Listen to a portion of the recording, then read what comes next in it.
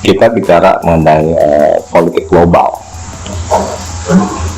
Pada tahun 2023, politik global mengalami banyak perubahan. Kenapa saya katakan perubahan? Kekuatan dunia bergeser. Amerika sekarang sedang mengalami krisis dalam hal ekonomi. Saya mengatakan itu bisa diselesaikan, tapi itu sangat berat. Karena kenapa? Anggaran ini banyak digunakan untuk di dalam negeri dan luar negeri. Di dalam negeri untuk biaya operasional pemerintah Amerika seperti membayar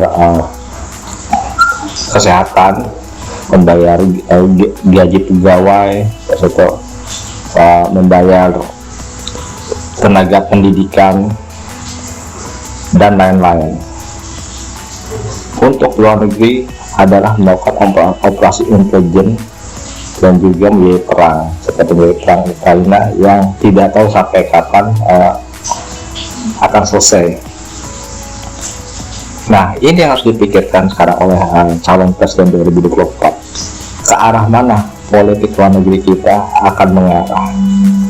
Memang kita selalu mengatakan Indonesia tetap menjalankan politik luar negeri bebas dan aktif.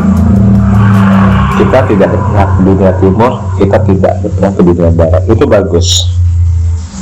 Tapi tetap kita harus, kepentingan nasional harus diperjuangkan. Saat ini dunia timur ya mengalami kemajuan dalam bidang ekonomi dan juga teknologi. Dunia timur juga sudah mengalahkan dunia barat. Dunia timur mengalahkan saat ini dalam industri manufaktur dan juga persenjataan. Kita bisa melihat perang di Ukraina, banyak senjata-senjata yang paling canggih dari anggota NATO sampai saat ini juga belum bisa mengalahkan pasukan Rusia di medan pertempuran. Ini harus dikaji karena ini menyangkut global strategis. Di sini Indonesia harus melihat peluang, tentu untuk kepentingan nasional kita, untuk kepentingan ekonomi, untuk kepentingan militer kita dalam jangka panjang. Kita tetap harus memperkuat persenjataan kita. Jangan pernah kita punya mindset bahwa dunia akan selalu damai. Dunia akan damai dan dunia akan perang. Sama seperti kita mengalami hari akan mengalami siang dan akan mengalami malam. Begitu juga dunia. Dunia berputar. Hari ini damai, besok perang. Ini yang harus dikaji.